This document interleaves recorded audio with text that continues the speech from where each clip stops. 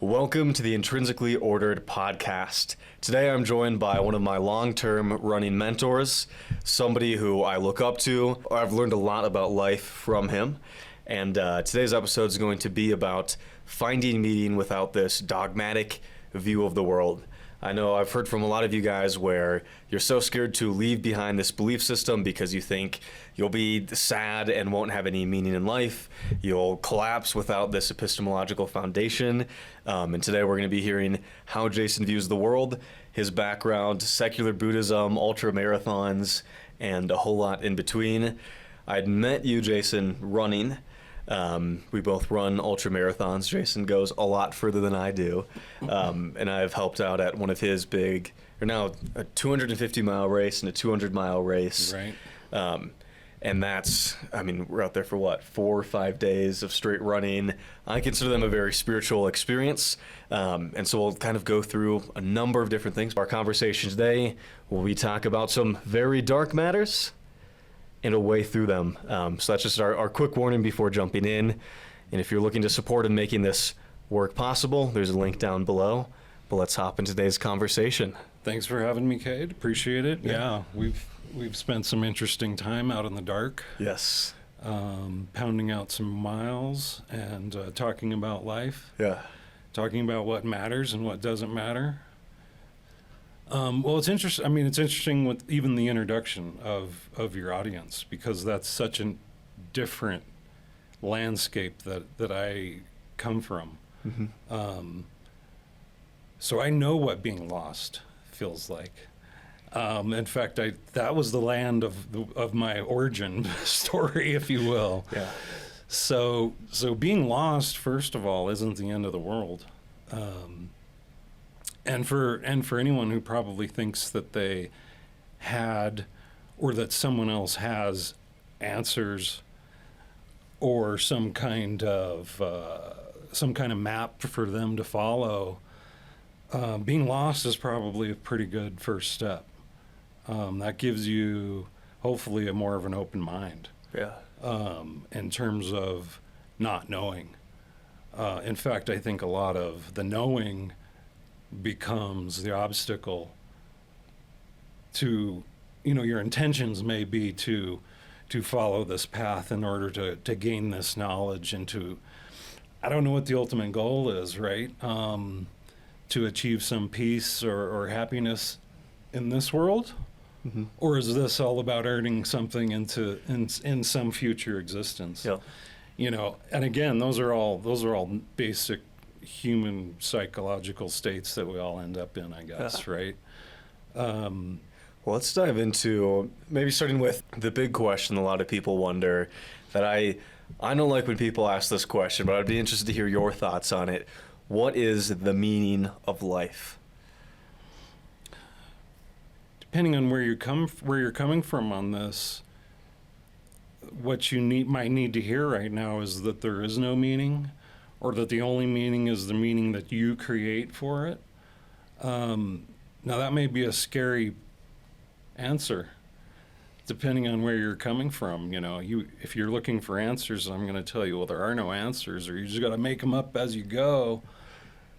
That may be scary. And again, that's probably a good place to start. But I think when you start peeling back your picture of what you think happiness is, or what you think a fulfilling life looks like, if you peel that away and you start getting down to not what it looks like, but what it feels like, and what it is to live it, then you're making progress in that kind of a question. Because I know a lot of people, especially coming from, let's say, a belief system where everything's perfectly mapped out. You essentially inherit this rule book and you just internalize it, both in my own background and a number of other people's background in this group. You have quick answers to the biggest questions in life. Somebody asks you, what's the meaning in life? And you say, to know, love, and serve God in this life so we can have happiness in the next. And you're like, and you taught that from being a few years old. And I often like when somebody asks that question is like, what if there was no meaning? Exactly. And it catches people off guard because all of a sudden it's like, wait, what if the answers about how I want to live life, who I want to care about, what do I want to do, what if I get to decide them? And people, there's kind of this emotional rush of scared of like, that means I have to find out. Well, or it's, oh, I get to indulge in all of my hedonistic desires. Yes. And so without those boundaries being set up for me or being dictated in some way, then I'm just going to go wild. Yeah. And if you've never gone wild in your life, then maybe you need to go wild. Maybe you do need to live a little or whatever. Maybe you don't. Not everyone needs to. I needed to on a certain level, and I needed to self-destruct on a certain level, but maybe not to the level other people have self-destructed. I self-destructed without ending up divorced. Yeah. I self-destructed without losing my career, although I gave up my career for a different line of work for a while, mostly to make money. So I self-destructed in a way that from the outside wouldn't have looked like self-destruction at all. So I think there's different levels of sort of breaking yourself down and opening yourself up to possibilities. And if you haven't lived, if you haven't had a lot of life experiences outside of a rigid lifestyle, or dare I say a conservative lifestyle or a conservative mindset, then that indulgent and hedonistic side might be something you fear and something that you're always going to see as your dark side, or something that you're afraid of, or something that you can't or shouldn't indulge in. Not that anybody needs to, go out and do anything in particular, but having an open mind at least, and having an open mind to other people's experience. Even this kind of an interview, not this kind of an interview, but this topic for me is coming at it from such a different angle that it stretches my brain open a little bit, because the audience isn't an acid dropping hippie, or someone who's coming at life from a different angle. So I've arrived kind of in my findings in life of what is happiness. And I think Buddhism, for me, it was something that I hooked up with as a teenager, and it was kind of an act of rebellion to go into something like this. And it was a little bit of a hippie, pot smoking kind of culture, not necessarily rebellion in some other way, but not in a religious way either. Obviously, as a nonconformist or something like that, someone who's outside of normal, the normal framework of society or whatever it is. But the salvation that it promised to me as a teenager was that it addressed the issue right up front, which was the Buddha's first noble truth, which is sometimes interpreted dramatically as all life is suffering. And it isn't necessarily that everything about your life is going to be suffering, although depending on who you are and what your life has been like, some of us totally identify with that. As a kid, I grew up with an alcoholic father and a mentally ill half-brother who later abused me sexually. So I lived through, the life is suffering part was obvious to me. This was a given. But then the prescription, of course, is dealing with what about it is suffering in reality, and what about it is suffering only in your own thoughts and in your own mind, and your resistance to the way things are. Certainly when you're powerless as a child, no one deserves anything to be imposed upon you by life and life circumstances and adults or any caretaker in your life. But as an adult with a childhood like that, it's still up to you to then manage as a functional human being. Well, that's where I often think when somebody is thoroughly ensconced in a particular religion is to ask the question of like, what is it that this gets you? Which is what a lot of addiction psychologists talk about is your religious belief belonging to a particular group protecting you from something? Because we don't pick groups, we don't do anything arbitrarily as humans. And for some people, especially in the group that I was a part of, the answer is my life had a lot of suffering, and I want it to matter. I want to be able to say this was terrible, but there's somebody to redeem it. And I think in the traditional Catholic interpretation of suffering, that suffering, especially to have a God that's there with you in it, is something that so many people resonate with. And then they look at, and if I were to leave, I would have to say my suffering doesn't matter because of moral relativism. But as your point, as you were bringing out with the first noble truth of Buddhism, in a certain sense, that suffering is granted in life is the starting point as well. It's a given. Yeah, the suffering is a given. You know, disease and death is a given. These are givens. And at least as adults, it's upon us to interpret our experiences, because you know, the things that happen to us in our life, you know, are they happening to us? Or the question is are they happening for us? And this is about what you're talking about as far as your life mattering or having some kind of purpose, right? Does the suffering have any kind of purpose? And one of the perspectives I think in Buddhism that's very interesting is to take that, first of all, that life is happening for us. And the question for us when life happens is what's the lesson? What am I going to get out of this? And ultimately, if you're following a Buddhist path, it's how does this lead me to open my heart further, not to close down. That's the challenge in life, right? And are you using, for example, your religion as just a layer of armor to protect you? Is this another coping mechanism? You know, another way for you not to actually have to deal with your stuff and get down to it. Because ultimately, if you're going to make your suffering serve any purpose, you're going to need to heal from your suffering. And that takes work.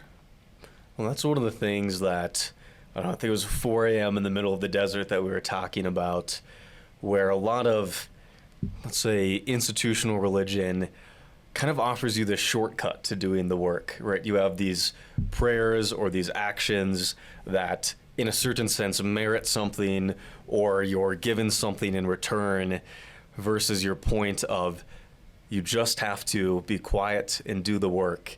Tell us a little bit more about, like, what does it mean to do the work yourself? Well, I don't know that we should do it by ourselves. Yes. My healing finally came certainly in relationship. In this case, it was a professional therapist. But it also came through my spouse, my marriage, through that relationship. But doing the work. I mean, if you're in any kind of a situation where you are not dealing with past traumas, childhood trauma, adult trauma, traumas you can name, traumas you can draw pictures of, traumas you can't figure out or label even. If you're dealing with that and you're using anything to escape it, or to divert from it, or to avoid it, or to delay it, or to pretend it doesn't exist, or to relabel it in some way to make it no big deal. Oh, it's no big deal. You're doing nothing for yourself except making that wound more and more powerful over time. And over time, it will take more and more energy to maintain this facade, which is everything's fine. Or this is the way things are supposed to be. Or this is all someone else's fault.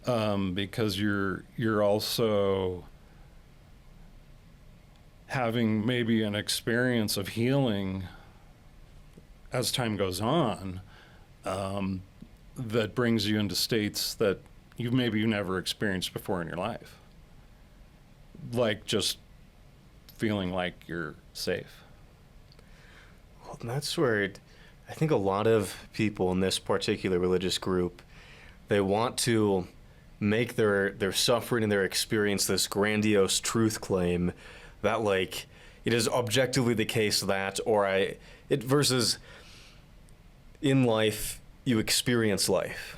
Like, to say you've been through things, or to admit where you are, or to talk about challenges, you're not making this philosophical thing to write in a book for people to read for ages. It's your life that you're experiencing.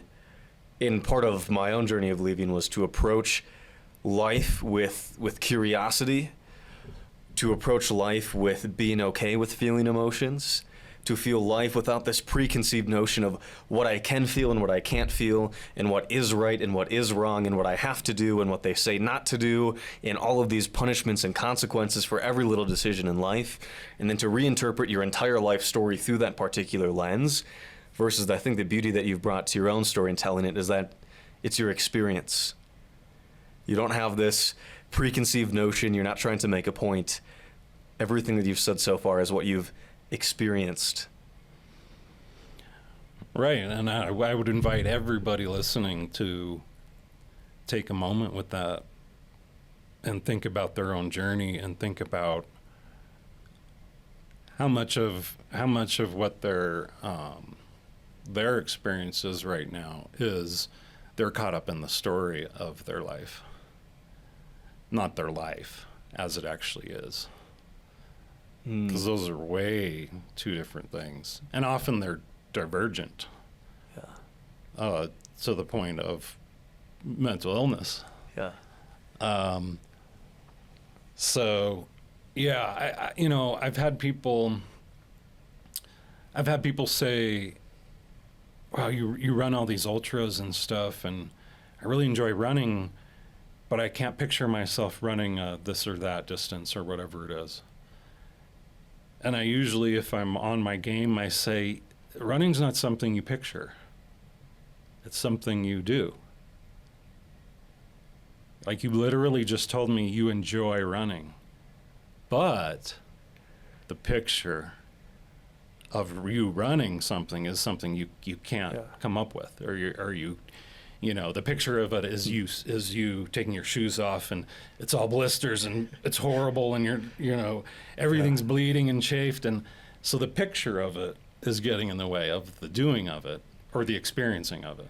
And especially in a high control belief system, you have the models before you of this is how other people have handled this. God has told you that you're supposed to respond in this way. The local priest has given you this prescription to every problem that you have. And I think a lot of people, or at least when I was in the process of leaving, for the first time I allowed myself to just, what am I actually feeling?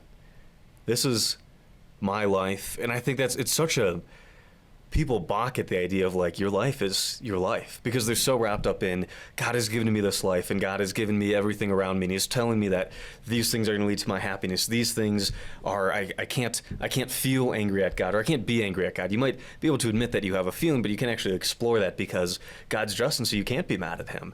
Or there's this model for how you're supposed to live life, or family, or sexuality, or your job, and you strive for so long to suppress those feelings of, like, maybe this isn't the path for me. Like, maybe these moral prescriptions from other people were born out of their life experience and not mine. Or they're interpretations of someone else's life. They're reinterpretations of an interpretation of somebody else's writings about someone else's interpretations versus of their thoughts about someone else's experience that they talked about. Versus to just be honest. And I think that's one thing that you and I have talked about there out on the trail is, like, you have a lot of time out there where it's just you and your brain and some pain. And in a certain sense, like, when you're away from all the distractions of the world and you're away from all of these shoulds and the people that you get to really thinking when you're out there for 50 miles or 200 miles like you've done, you have to be honest with yourself. And I think for a lot of people, it's a hard thing to do when you're like, yeah, maybe there's thoughts that I've tried to bury for a long time. And I think that journey starts when you can have honesty. Yeah.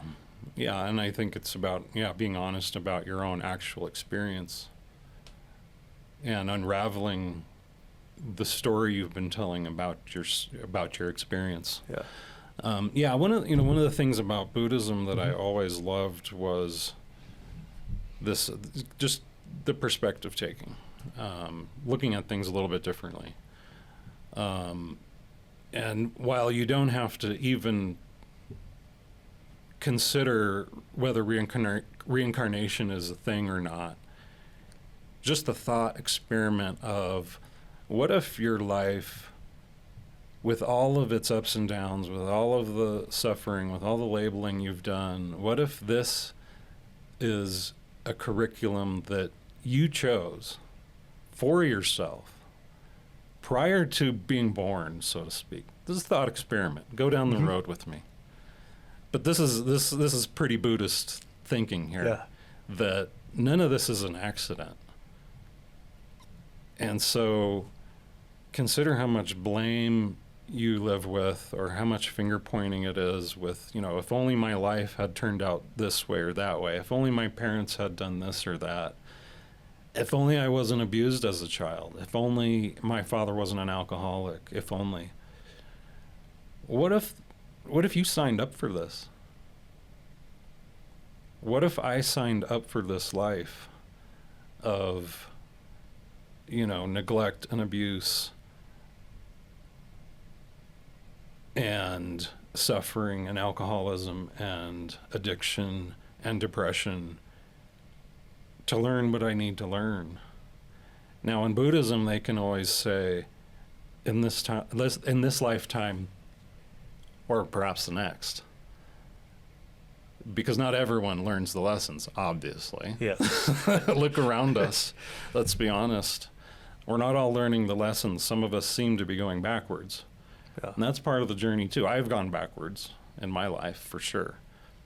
I've known things to be a certain truth and lived my life against those truths as if they weren't true, and banged my head against that wall 10,000 times until I realized, oh, this is true. Yeah. But when I say I know this to be true, it's because I've lived it and experienced it. It's not a story I told myself, or it's not even retrospectively. There's a lot of labeling that I could do with some of the experiences that I've had since working on my trauma and healing and becoming what I would consider at least a little bit more of an integrated being, rather than a broken, shattered, dissociated zombie that many of us are. And I say all those things with a broken heart, knowing that so many of us walk around feeling shattered and feeling broken and feeling like there is no direction and there is no point. So I understand that experience.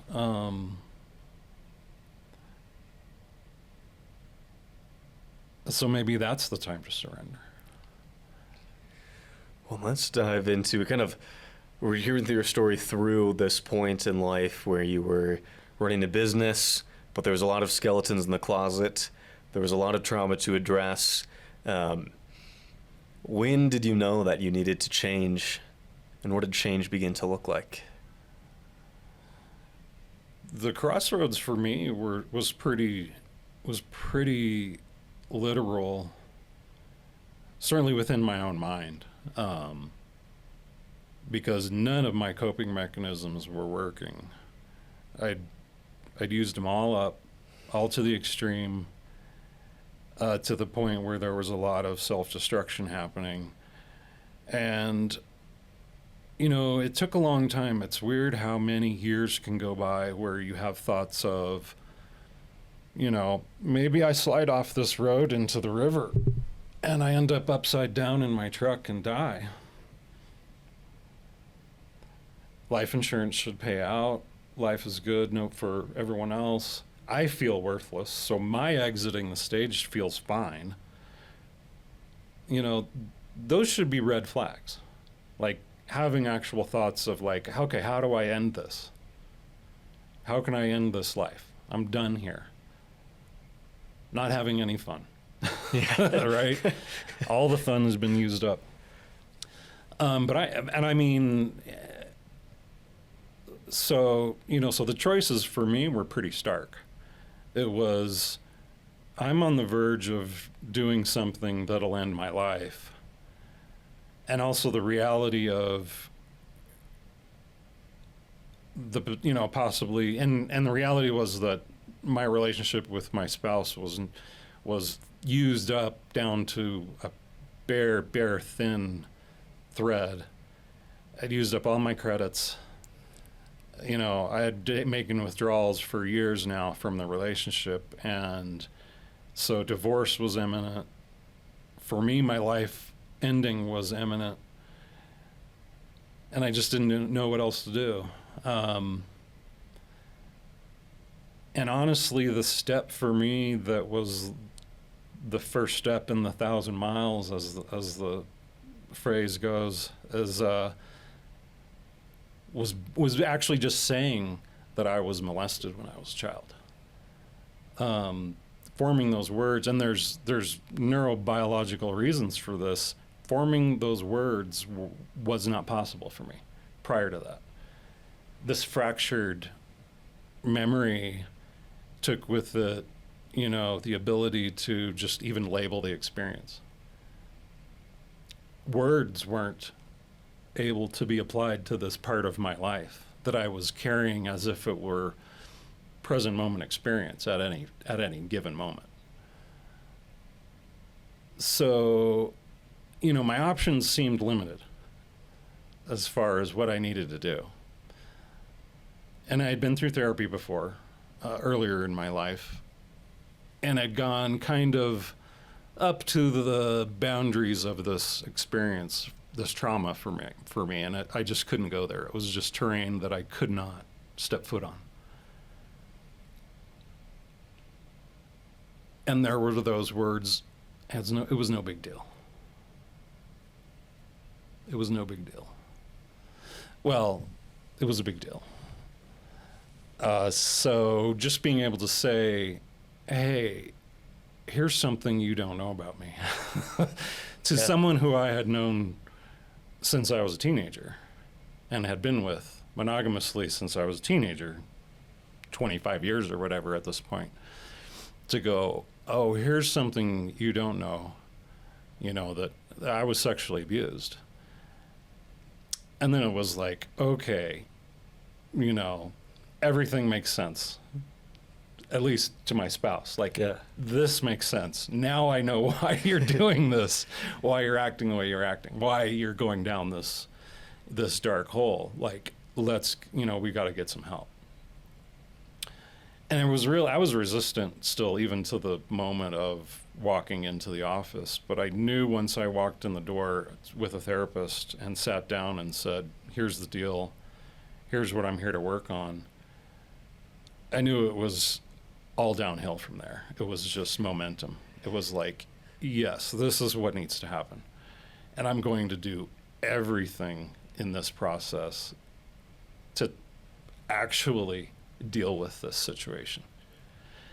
And so I was a stellar patient. I mean, it was still a 1.5-year process, and there was a lot of therapy involved. And I don't think we ever mentioned alcohol outside of the very first meeting. And then maybe a 1.5 months later, it was like, hey, let me check in on how you're doing with these alcohol cravings or whatever. And it was like, I don't even know what you're talking about. Yeah. I'd been through the detox at that point, been through all the pain and suffering of the chemical dependency, which is absolutely real thing. So at that point, everything was looking up. And everything about my life up to that point could be reframed, relabeled, re-understood in a different light. There's a lot of work to be done around forgiveness, and it cycles around between the people who you think you're supposed to be here to forgive, the people who did these things to you. It always cycles back to forgiving yourself and giving yourself credit for doing your best, while acknowledging everybody else is doing the same. And how that works when you're interacting in an abusive relationship of any kind, boggles the mind, of course. How were these people, how could this possibly be their best? Well, that's when you open your heart a little bit more. And it breaks, because it's obviously tragic for anyone to be on the other side, to be an abuser. What is it about their life that's leading that action to be their best? What kind of life are they living? So my heart can break for even the worst among us. If you had to describe what therapy is like, and a lot of people watching have heard about therapy. It's this place you go and you just talk about your problems all day, and you talked about some of the benefits of therapy, but what is it actually like to go to therapy, especially for that amount of time, for nearly a year and a half?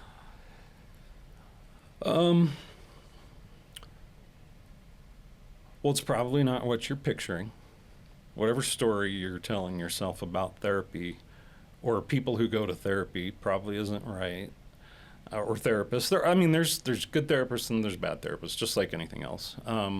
Hopefully you're in a good place, or have someone with you who, can help you pick someone out who you connect with and can trust. Obviously, you've got to feel safe enough to open your stuff up, crack it wide open, and be totally honest. If you're not willing to do that, then I don't know what the point is necessarily. But you can also work your way into that. You can. It's not first minute. No, not necessarily a first minute thing. You gotta work up to it. But if you walk in and it's like, you feel this aversion to this person, or they are triggering to you in some ways, even if you can't label it, and you're just like, this feels off, then go check someone else out and hit it 2 or 3 if you need to, or whatever. For me, I don't know if I just got lucky or whatever, but I found someone and I was just like, you're going to be the person who's going to help me through this. And, for the most part, you're in the driver's seat. How it goes is going to be how you bring energy to it. If you're there to do work, and your intentions are to work through stuff and to be honest and to open stuff up and heal, then hopefully you've run into someone who's just there to help you heal through things. And there's a lot of different modalities to use. Talk therapy is not necessarily where therapists are these days. There's a lot of different, usually somatic, body-based therapies where you're, say you're recalling your experiences to a certain extent, but you're also doing something physical. You're tapping your hands, or there's some physical input. Following your eyes, tapping. There's while talking. EMDR, which is the eye movement kind of stuff, which is what I did actually without specifically the eye movement. It was sort of more of a tapping based thing. And these things are designed to stimulate the left and right hemispheres of your brain. Oddly enough, walking does the same thing. So walking therapy is real therapy. This is bilateral stimulation. And when you bring traumatic memories into a bilaterally stimulated brain, you're able to actually process those memories and put them into long-term storage where they belong. Traumatic memories are going to exist in your head, fractured in all of these weird parts of your brain that aren't associated with memory. They're associated with like short-term memory, or and other parts of your brain are shutting off while you're re-experiencing these traumas, as if it's happening again. And basically you've got these traumas sitting literally in memory, in your short-term memory, and it needs to be written to the disk and left there. And then you're experiencing this stuff in a completely different way. Then it becomes your past. And then you can look at your future. Which is not where a lot of people operate with traumatic experiences, because you've always got one foot stuck in this past/present moment trauma. So you're never fully present. You're never here fully. You're in this little thought bubble all the time, So Buddhism and meditation and is about getting back into your body, back to your breath, a lot of breathing, and just returning to the present moment. Let's talk about that. So you'd been avoiding all these memories for a long time. You kind of hit this crossroads where this is the only option on the table.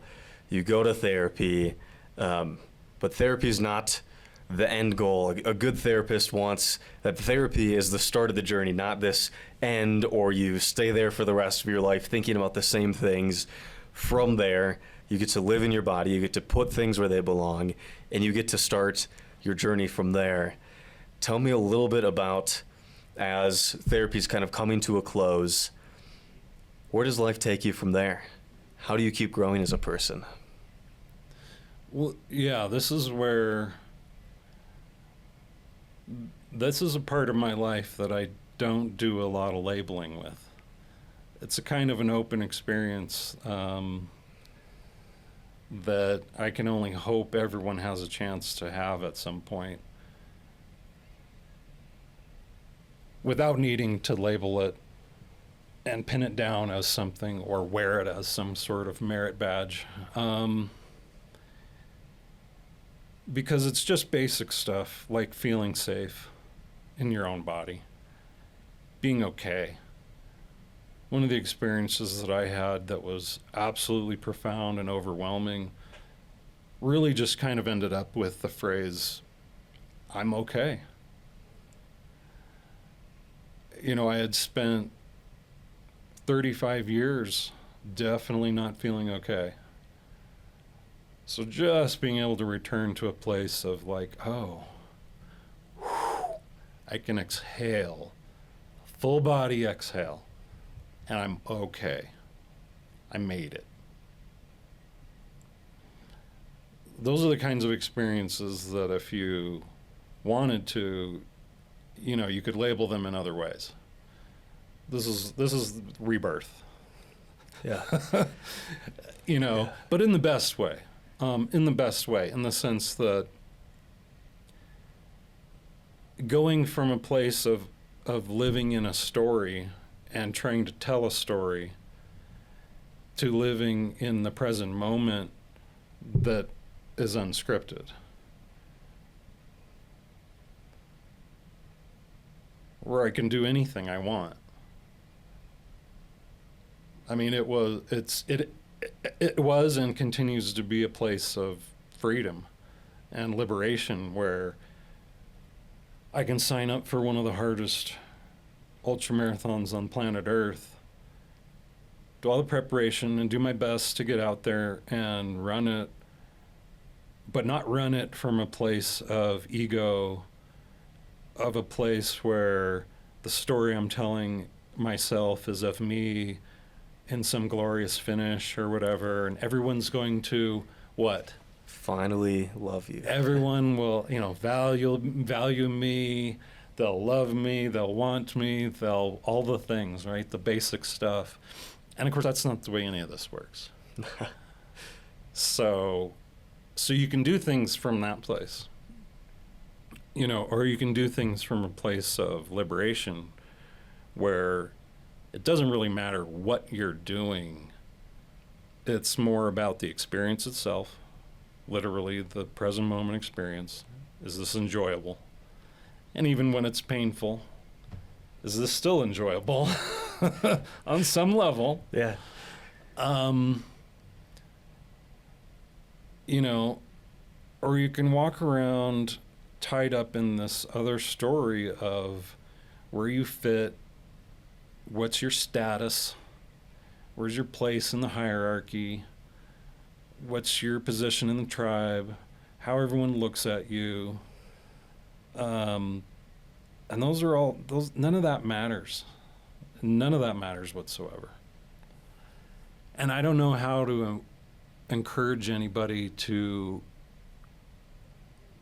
open their mind enough to shift perspectives on a life you maybe feel trapped in or feel is happening to you, and shift gears into a place where this is the curriculum you signed up for. Learn the lessons, do the work, and reap the rewards afterwards. But you do the work first. You know, you learn the lessons. Otherwise, we spin, and we all spin. We all go through cycles. We've all banged our head against the wall thousands of times. Anybody who's dealing with any kind of addiction knows that they have, in their mind, quit thousands of times probably, intended to. This is the last drink. This is the last cigarette. This is the last whatever. And it wasn't. You know, which I know that place very, very well. And one of the things about just psychology, not Buddhist psychology, is doing something, and we talked about this, I think, at some point, doing something 100% is so much easier than doing it part way or committing even 99%. If there's even that sliver of, but maybe I'll have another drink sometime. Maybe I'll backslide. You know, everyone, it's normal. Maybe I'll just quit for 6 weeks or 6 months. That's going to take so much more energy than just saying, I'm done. One of the things that I've found running with you, running out with other people on the trail, and for background for people listening, when you're running an ultramarathon, unlike, let's say, traditional road race where there's always hordes of people around you, you got your AirPods in, there's cities to look at, ultramarathons are a really boring thing when you're in them because it's you. Sometimes there might be somebody around that you get to share miles with. But that's part of the beauty of the community in ultramarathoning is that some people you run half a mile with and they move on, or you move on, or you see somebody at an aid station, or you spend 50 miles with somebody, these strangers that you'll never see again, that you've never met before. Sometimes you don't even see their face if you're running in single file, and you just get to share life, you get to open up. And a common theme that I've seen with ultramarathoners is this idea of redemption.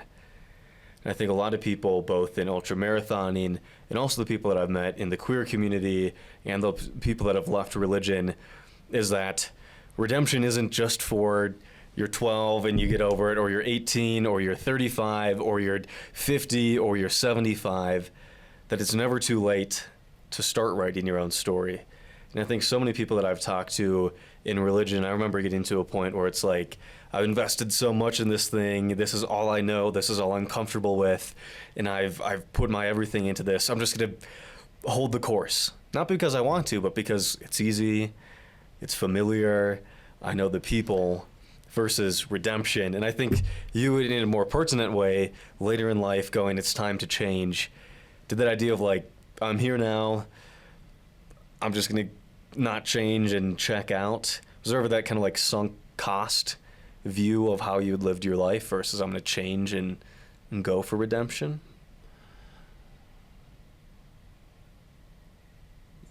Yeah, it's hard to describe what it is like to have an experience where you feel like you're crawling out of your own grave. And I don't know if that experience is required to generate a sense of freedom or rebirth or whatever, but I literally when things really get me down, I literally remind myself that very, very easily I might not be here at all by my own hand. And I do, that image of crawling out of my own grave is an image that comes to mind from time to time. And it's there to remind me that this is such a bonus. Yeah. That my existence is bonus. This is all bonus time for me. It's free. That's just a perspective. That's just a way of looking at it. That's just one way of interpreting this. Other people might think that they've wasted those 35 years. And there's some of that. I want to make up for a little bit of lost time, which is some of the, moving through the distances in ultramarathoning. It was like, well, if I would have started this when I was 25, maybe I'd be burned out and I'd hate it. Yeah. That's the other thing, is that there's just no regrets. There's no looking back at anything. And I've done enough work to literally not have any experience that I can think of that I regret having, even though I would never wish half of it on my worst enemy. I would not change anything. And this is something that a lot of people say, I think, when they come out of good therapy, is that they can look back at all of their life, even the stuff you think is a waste, and maybe that stuff especially, where you look back and say, well, those weren't wasted years. Those weren't wasted efforts. They weren't, maybe they were misdirected in some ways. But assuming your intentions, this is a big part of Buddhism, is your intentions matter a lot more than just about anything else. If your intentions were decent to begin with, then it's really just a slight reorientation. Doesn't necessarily mean you're turning the ship around and you've got to return to the start point and go back to the start line and start again. That's not the way this works. You're going to end up looking back and going, oh, I was actually way closer to my whatever goals or my aspirations were than I thought. I was just off by a degree, If you travel long enough and you're off by just a degree, you end up pretty far off, but your angle of attack was correct to begin with. And Buddhism deals with a lot of that. It redirects some of your emotional states in terms of, is this a positive, sustainable state of mind, or is this kind of masquerading as, is this love, or is this a clinging kind of possessiveness?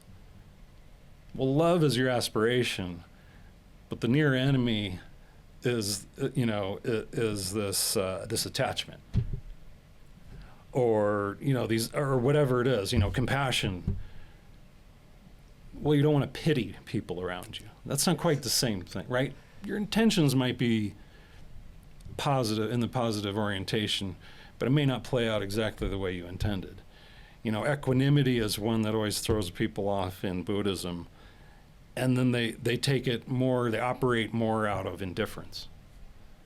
And being callous isn't the same as being equanimous.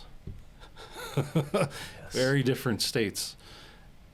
But maybe not so far off. Maybe oriented properly, but just not quite on target. Yeah.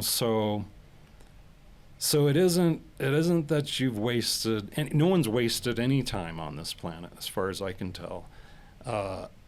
Because if anybody had, I'm on the top of the list of having wasted a lot of time knowing better. Well, I know a friend whose mentor, he lived, I think he was into his 80s when he finally left this institution, came out, fell in love, and he only lived, I think, another 2 or 3 years after coming out. But instead of dying alone in this religious institution, he got to die in the arms of somebody that he cared about. And those 2 years of his life were the best is what he said. I know this other couple, and they both lived lives and eventually came out, and they adopted their kids when they were 53, and their oldest is just going off to college now, and they're into their 60s, and they're coming out in their 50s, and so there's times where I've heard from people like, oh, I'm into my 20s, it's too late to come out in life or to change my life or whatever. And even as a young person, there was times where I thought that, like, oh, I'm stuck here. And I was like, I'm 20, I got a lot of decades of life left. Like, it's not too late to go, oh, maybe I've just been existing, and maybe today's when I start living. And sometimes I've had Zoom calls with people that are saying, especially when they really try to hone down on, like, what's the meaning of life? And then if I ask, like, what would it mean if life had no meaning? And then they go on this long ramble, and then you kind of go, like, talking about life, what if your life started today? Like, what if today was the rebirth where you finally decided to stop existing and start living, where you got to start experiencing life and writing your own journey? And yes, like, it's maybe part of the fun of, as they say, that a journey is not about the destination. Like, what if you can start living on your own terms and experience life without this preconceived map of what you have to do and where you have to go and how you have to react? What if you start making that map? And what if you start that today? It's not too late. Yeah, I totally agree with you. I mean, I think the only, North Star for me is coming from a place of love, opening my heart, being compassionate, trying to experience joy, not happiness, not pleasure, not delight, joy. These are Buddhist love definitions. If you want lists and definitions, go look up some Buddhist lists of things. You'll love that stuff. But what they're breaking down and what they're listing are emotional states. And they're going to guide you towards, the sustainable emotional states, like compassion and loving kindness and joy and equanimity. And then there's all the rest of it, which is a lot less sustainable. And then there's the far enemy. You've got the near enemies to love, like attachment, but then obviously you have the obvious far enemies, like hatred. And if you're stuck in a place of jealousy or hatred or anger, you have a different journey. You have a longer journey maybe, because you've got to drop that armor. All of that stuff is just preventing you from taking the steps you need to take. And it's just locking away, your real life. So, yeah, I think we're all here to just try to learn as best we can and help each other along the way. Tell me a little bit more about, somebody might hear that you run 200 to 250 mile races and go, that's crazy. Why would somebody ever want to do it? Or they might, I know there's probably people that say, why would you ever decide to, and this is for particularly in the group that I was a part of, they pride themselves on suffering because, oh, we're so strong, God's giving us this grace, we're meriting all of these gifts that we can then apply in prayers. And they're like, if I were to just not believe in this thing, I would turn into a glutton, I would indulge all of my passions, I'd become weak and never have any purpose and just sit on my couch. But you're out here doing 200 plus mile races, you're running for 100 plus hours straight with almost no sleep. If life is suffering, but life doesn't have inherent meaning, why choose to suffer? Well, the suffering only comes from our interpretation of life, or the resistance to life as it is. Those are the keys. If you follow the Buddhist path, life is suffering, but the cause of suffering is desire for things to be different, for things to be better, for things to be less worse, less of this, more of that. That's the source of suffering. So believe it or not, I don't suffer running 200 miles. I don't experience any suffering running 250 miles with blistered feet. That's not suffering. That's pain. That is pain. I'll give you that. I don't label it as suffering. That was just part of the experience at the time. I did not resist the pain. I did not want for it to be other than it was at the moment. I also knew it would end when the race was over. Yes. Okay. But most things, in fact, everything eventually ends. So regardless of your experience right now that you're labeling as suffering, know that it will end. Part of the definition of suffering in Buddhism is even when things are going well, you know they're going to end. Sometimes when you're in the middle of them, you know, you have the thought, oh, it's just 5 more minutes. We've only got how many more minutes in this conversation? Oh no, it's almost over. Oh. Well, that's suffering too. Yeah. Even though things are going great. You know, so all of this has to do with your resistance to reality.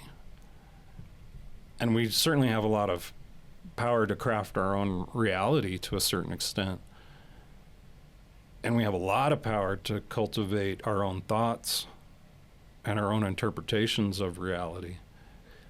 So I've run with people who thought every step of the way was the end of their life and that they would rather somehow check out. And a lot of people do. I mean, a lot of people do experience these things, and if they're in pain, there's a lot of dissociation that happens, and they're in a different world. Some people seek that out. That's definitely not the target for me. Yeah. I'll sink into the experience, and I ran my first 200 miler. I ran about 150 miles of that in severe pain. I just stepped into it and accepted it, you know, and you observe your thoughts about it. A lot of labeling about it. You know, the thoughts are, well, this is only going to get worse and worse and worse. It's just going to escalate. And if you step into it and experience it, you go, oh, it's actually not getting worse. It's kind of drifting away. It's kind of numbing out. It's kind of just vibration now. Now it's just a throb. Oh, it's coming back now. Observing your experience is not suffering. As soon as my brain shifted into the gears of, oh boy, I want this to end.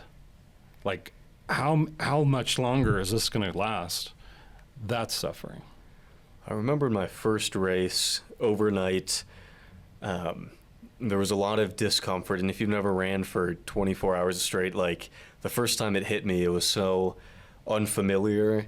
And I was fighting it and I was slowing down as if like me resisting it would make it better. As if me slowing down and taking more breaks and walking slower. And my pacer at the time always reminds me of that, like I was fighting it hard as if like, because a lot of times we go, oh, we're experiencing pain, like we have to show that we're in pain.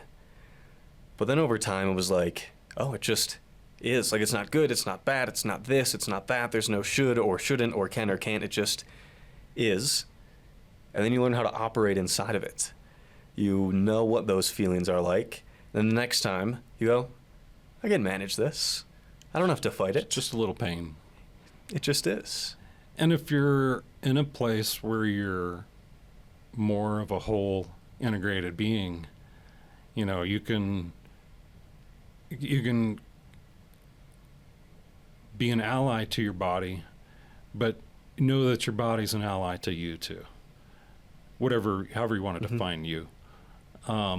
But I've had conversations with my feet. Mile 137. Halfway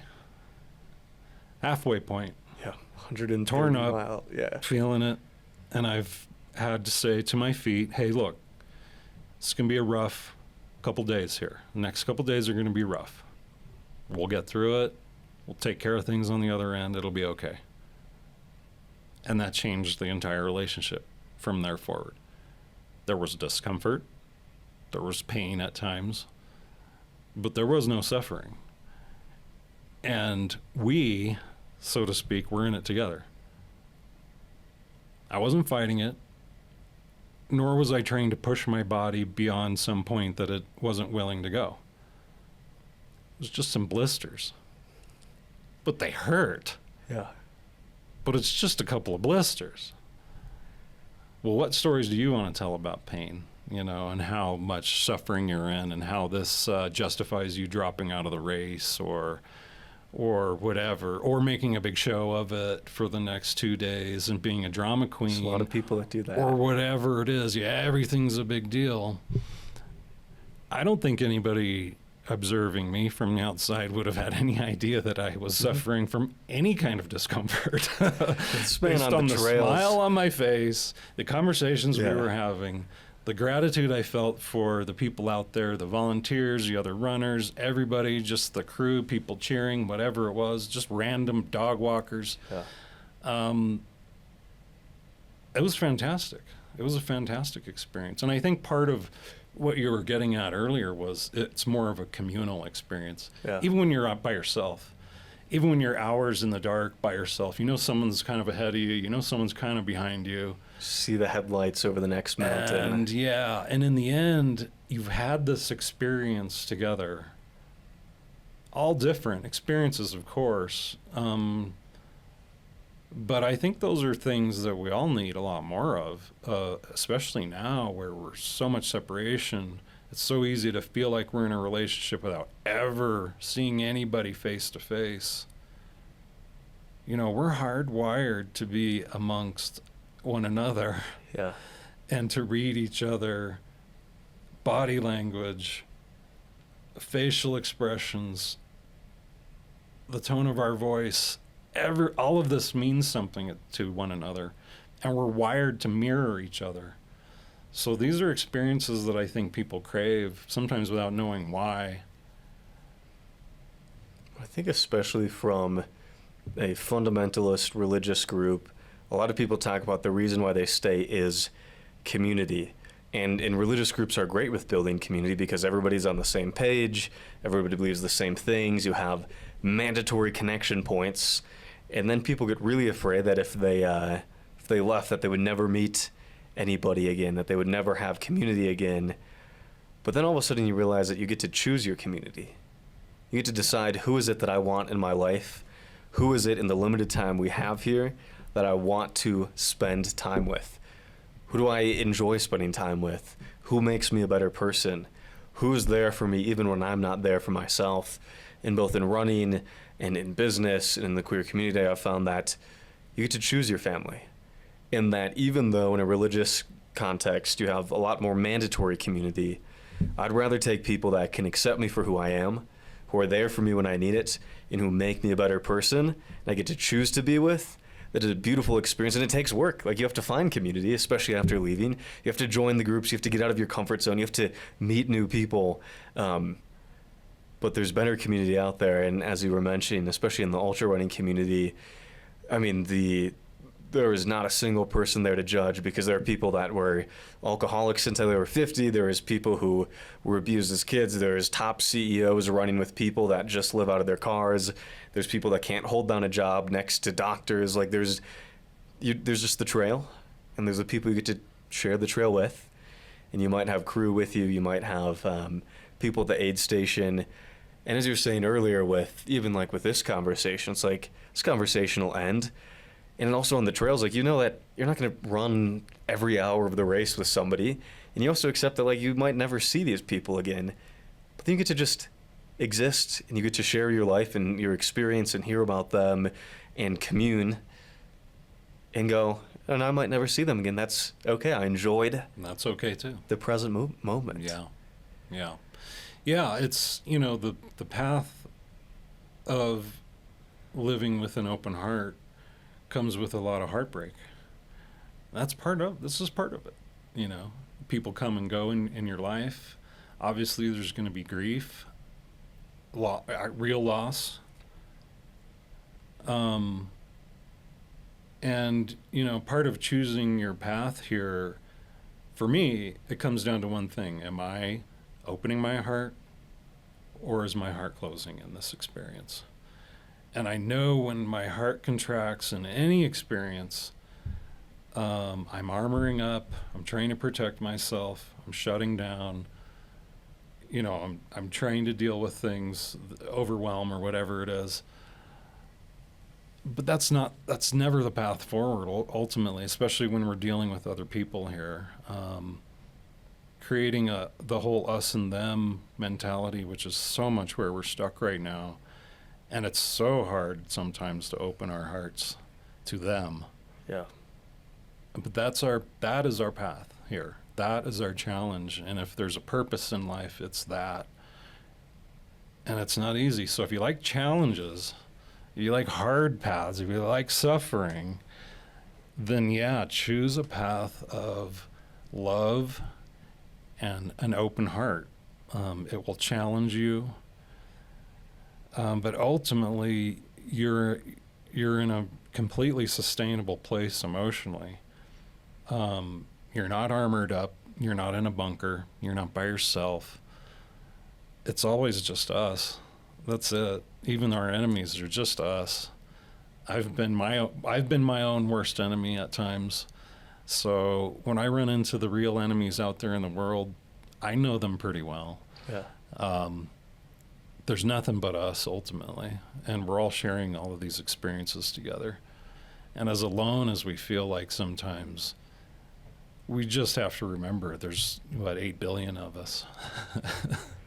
That's sort of like, I think if in the middle of the race, somebody was trying to grill you on like, what's the point of the race, and you're on the trail, you go, we're running the race, right? Not like, what's the end goal or how our life's going to change? And you're like, but we're here now. Like, we don't, and just like in life will have an end.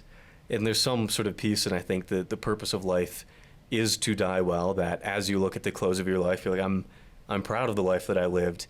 But I think even that standpoint, you get so wrapped up in the end of it that you don't live it. And when somebody, at least what I've heard on the trails, when somebody's like, why am I doing this? They're asking those big questions. It's because they're not present at the race. They're only thinking about how it can end. And yeah, part of when somebody says, what's the point of the race? You go, we're running it right now. What do you mean? Yeah, I've been with people who at 100 miler at mile 91 or whatever are just like, I so want this to be over. And while that's sort of natural, like, oh, of course you want this to be over. But this is it. This is it. Experiencing mile 91 and the fatigue and the exhaustion, the whatever, the heat and the cold you've been through and all of that, and being in that place, that's why you're there. And you want to go back. That is it. So I've always checked myself, and sometimes I'll challenge them if I'm in the mood. But I always check myself when I'm in that mode of like, boy, let's get this thing done. It's like this step as well. And I think I've mentioned that to you as well, when things are out there and are hard and it's dark and cold, and it's like, no, this step too, this one and this one and this one. Well, those are the moments that you appreciate the most. Like, I think back in this conversation to a broader perspective, I think in like building my business, the hardest points are the ones that have the best memories. Remember when there was the late night shoot the first time I did it, and I was so stressed and I found a way through. Like, I'm proud of that, and I wish I could go back. And so even in the toughest moments in business or in life or whatever it is, like, no matter how much pain you're in, like, you can choose to make the memory, you can choose to accept it, and you'll want to go back. I know so many parents that they wish they could go back to when their kids were younger, even though when they were younger, they're stuck up and they're crying and I don't have any free time and there's so much happening here. And then once their kids leave the house and they're empty nesters, it's like, oh, I wish I could go back to those times that I hated in the moment. And I wish I could go back You missed your whole life. Yeah. I mean, that's what this is all about. Are you going to miss your life? Yeah. Because it's happening right now. And this is it. And sometimes even when it's sort of mundane and boring, that's it too. Yeah. And you better grab onto that as well, or else you're going to miss it all. And I think that's where a lot of people are stuck in their own head, is you're ruminating about the past, you're anxious about the future, and you're just missing the whole thing. It's all going by. I like to say things don't have meaning, but I care about things. Like, I think so many people, especially from a deeply religious background, are trying to figure out what are the things that have been imbued with meaning, that have this objective meaning. And then you ask the question, like, what do you care about? Right? Do you care about your family? Do you care about your dog? Do you care about your job? Do you care about the outdoors? Do you care about the people you enjoy life with? That I think people spend so much time discerning what has meaning versus being okay with caring, which means you get to decide, and you also get to relish because you're the one who's there. And like you said, they get so swept up in trying to figure things out instead of being in them. And I know, like in my own experience, there was times when I was younger where I'd be in these life experiences trying to figure out, like, what does the Bible have to say about this? What does the Catechism have to say about this? What would Father so-and-so have to say about this? And then you're like, what do I get to say about this? What am I thinking? And getting to live in that moment versus, am I going to have to bring this to confession later? Is this approved by the church? Is this not approved by the church? So you get to just experience. And so many people think they'll go off the rails without religion, that if I don't have this belief system, I'll have no purpose in life. I'll not do anything hard. I'll just exist. And then you realize that, like, yeah, I know a lot of secular people that don't drink like crazy. I know a lot of religious people that do. I know a lot of secular people that work out and care about their health, and a lot of religious people who don't. That you get to decide what is or isn't good for you, and you get to learn and you get to experience. And maybe that's kind of where I want to transition to the last part of the conversation. We have some amazing drawings on the table.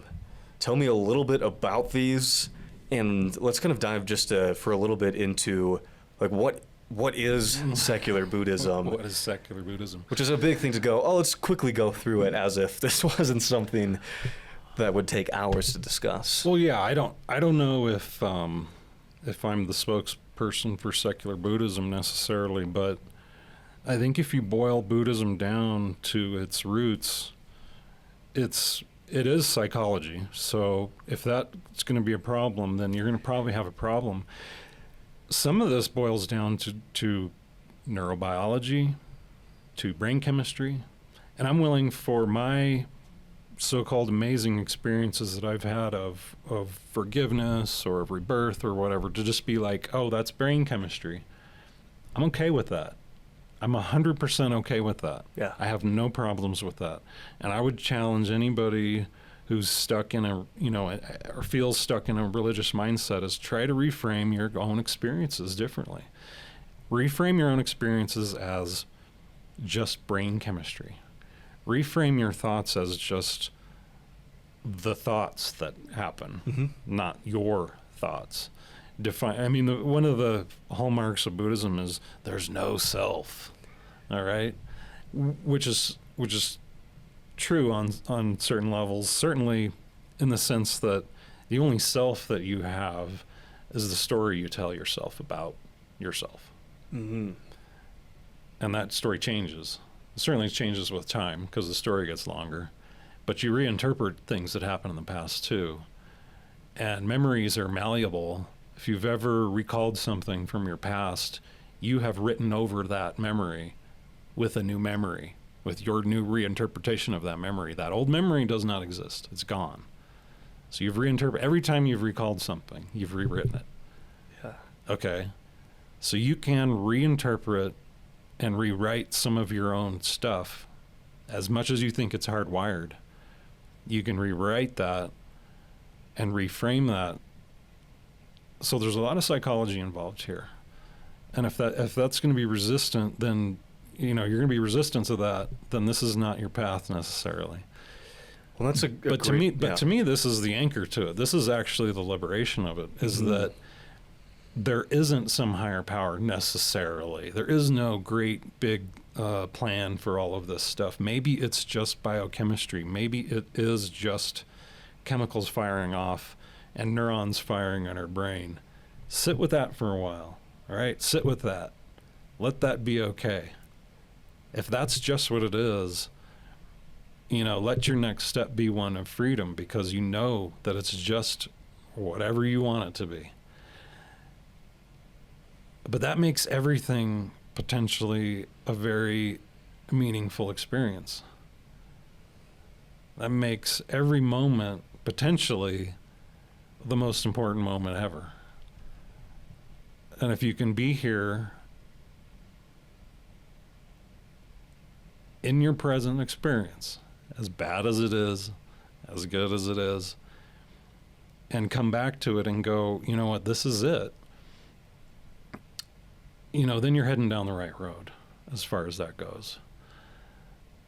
You know, for me, when I came out of a lot of healing and a lot of therapy, I started reorganizing a lot of my own experiences, sort of in a Buddhist mindset or Buddhist perspective or a Buddhist structure.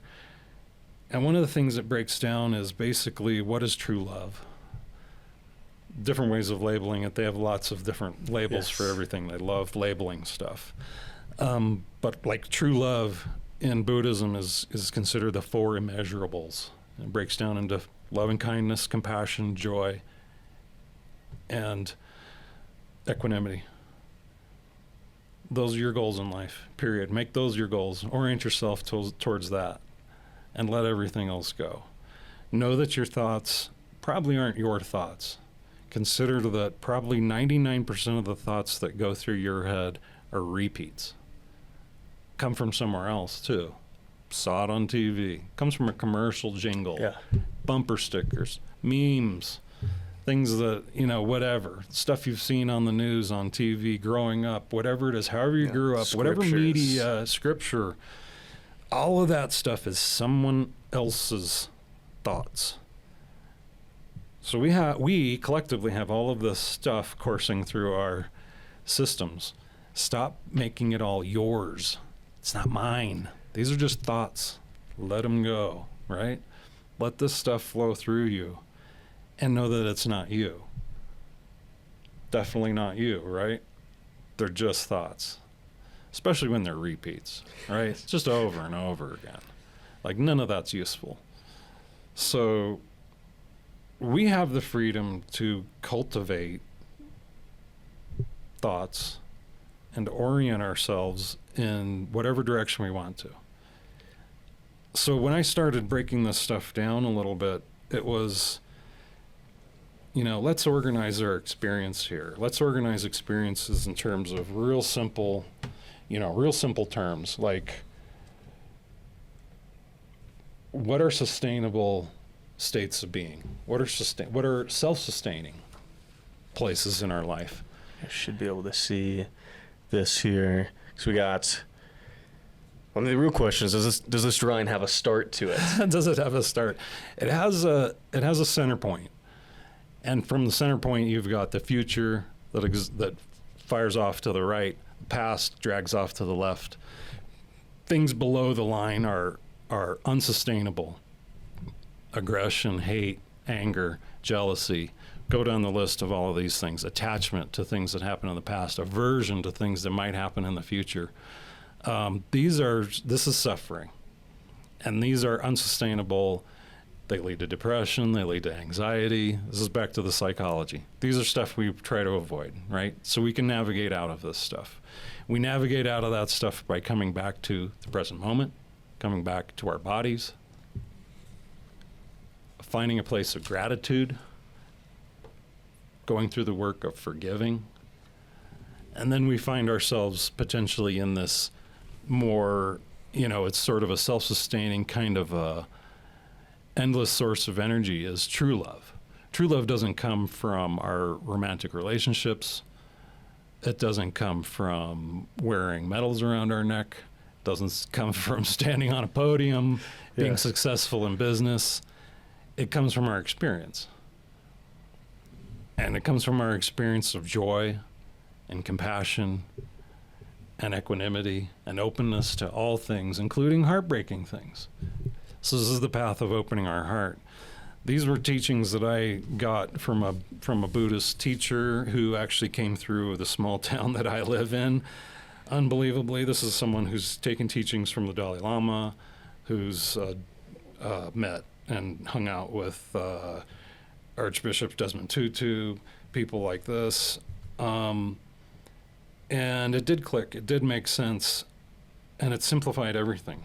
I mean, there's really nothing to it. Are you in a place where you're experiencing your life in a present moment? Yes, check. Are you opening your heart to this experience? Are you resisting to this experience? You know, what is your experience? And ultimately, if you can find your way to a place of being more just aware of your thoughts and aware of your experience, you'll find that place of awareness is an anchor that you can return to over and over again, regardless of what's happening in your life. It's not dependent on anyone else. It's not dependent on anything you can read or not read. It's dependent entirely on your own experience. And I draw on it constantly. You know, when you say, why run 200 miles? It's just another experience. My answer is almost always, why not? Which I know is a dumb answer for such a ridiculous experience to choose to go do. But, you know, it's something I enjoy, obviously. But it's another way to follow this path. Can you stay present through this experience? Can you open your heart to your own experience and to the experience of the people around you? Can you experience gratitude? Can you express that gratitude to the people around you? This is life. Yeah. That's it. End of story. And if that's not enough meaning for you, then you're probably not doing it right. Because honestly, that's all there is. Well, I love that approach of gratitude, that when we don't get wrapped up into these good and bad, this heaven and hell punishment, this grand, everything is absolute, and you can approach things with gratitude, all of a sudden you get to stay grateful. You can be grateful for the learning experiences of the mistakes that you've made. You can be grateful for the things that you're proud of. You can be grateful for the terrible things that you've gone through that have made you stronger. You can be grateful for the best of times. You can be grateful for the little amount of time that you have. You can be grateful for all of it. And you can keep that posture of gratitude versus deciphering this cosmic story of, will I end up eternally tormented or eternally blessed? And you can just be grateful. It sounds so simple, doesn't it? Yeah. And it is. The cognitive part of it is pretty straightforward. Remind yourself that this is it. This is your present moment experience. Be grateful for it. Forgive when you need to. Come back to your breath. But it's eminently difficult. Yeah. Because, you know, we do live in a society that doesn't draw us into our own loving heart and does not create community in ways that allow for this to be okay, especially for men. Yeah. Yeah. Men talking about a path of an open heart. You know, what is this? This is nonsense, right? Yeah. Clearly there's something wrong with me. We have to wear our armors and fight with swords all the time. But in the culture where this comes from, this is the path of the warrior. This is the path of the spiritual warrior. Yeah. Can you keep your heart open to this experience? A warrior can. Yeah. So, you know, if you need to frame it that way, frame it that way. Be a warrior. I usually don't need to frame it like that. But if you do, that it absolutely is. It'll be in some ways, you know, if you're resistant to this idea, it'll probably be the hardest thing you've ever done. But if you do follow the path, you'll find it to be the most rewarding thing you've ever done in your life. And you won't even bother with questions like, what is the meaning of life? Because you'll be living it. It'll be obvious. It's self-apparent. This is it. This is the meaning. Because I think often when people ask the question, what is the meaning of life? What they really are trying to ask is, how do I want to live? Right? That's at the core of the question, as if you have an answer to what is the meaning of life, there's a moral prescription there that you get to follow. And then you realize that impetus to question what is the meaning of life is just a deeper question of, how do I want to live? And that's why there's not an answer. There's not an answer because there's another question at the heart of the matter. And there isn't an answer because you get to decide that, because it's how do I want to live. And it's not how do I want other people to live or have I been told to live. But at the heart of the matter of what is the objective meaning of life is the subjective how do I want to live life. Yeah, absolutely.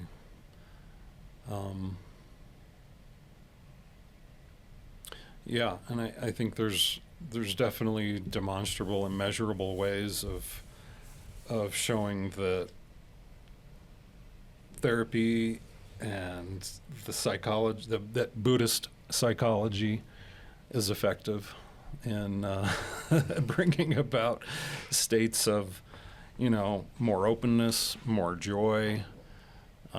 This was kind of a series of epiphanies that I had at some point that developed into different lists and drawings and some vocabulary and different ways of categorizing things. It was all an effort to simplify stuff because, our brains are so adept at finding problems and cranking through some kind of a solution. We need to solve things. We need to categorize things. We need to judge things are right, things are wrong, things are whatever. And this artwork for me was just a way of putting some of that down on paper, being done with some of the processing, and being able to just walk forward and say, all right, to a large extent, let's just call this stuff figured out, and let's just move forward. And, I moved forward with a sense of freedom and liberation, a sense of why not? Whatever that is for you. It could be anything. Why not do that? Even though you haven't played an instrument since you were a kid, since you played recorder, pick up an instrument. Doesn't matter, or whatever it is. Start doing art. Start running. Start doing whatever it is, knitting or whatever. Doing something with your body that keeps you present, that keeps you here with your breath. This is the path. Simple, but nearly impossible. And one day you might have these beautiful maps of how your mind works. This is a map. Yeah, it was kind of a self-portrait. Yeah. Well, I think these are so much more beautiful. I think these are beautiful, but I can only imagine how much more beautiful they are for you as somebody who built this, who's thought through this, who's lived through all of the quadrants of it, through the emotions. And then in the same way, to give this to somebody as a rule book doesn't make sense because it's not a rule book, it's an experience. Yep. Locate yourself on the map. Yeah. Are you down here in the burning field of lava and fire with the skulls, or are you, climbing through the barbed wire and the broken bottles? Yeah. Where are you in this life? This is my map of my life. But it clarifies everything for me. Yeah. It makes it all very clear. And I know where I can locate people on this map. I can say, you're here. Haven't even entered your body. You haven't even entered the places where you're experiencing your emotions. You don't even know how to experience your emotions. You're still guarding yourself from your own, feelings. So we got to get through that step. So this is the map, and these are the traps, and this is this is the pathway, and it's messy and it's sticky. And you've got to figure your stuff out.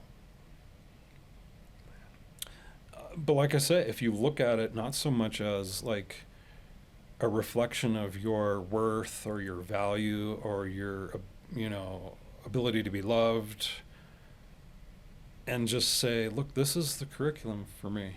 This was my path. I don't have to have any shame over any of the things that I did, over my drinking, over being sexually abused, or anything else. This was just my curriculum, and I'm doing the best with it as I can. And that's, a great note to end on, that we're all on a journey, that we've all chosen the curriculum, that we're here now, and we get to decide if we want to live this life or we want to exist. And I think for people listening, I've been honored to have this conversation, and it's some of the things we've talked about, so many new things, but a beautiful perspective that I think a lot of people listening are going to find a lot of value, and they might decide that today is the day that they get to start living their life because of a conversation like this. So thank you for being on. My pleasure, my honor.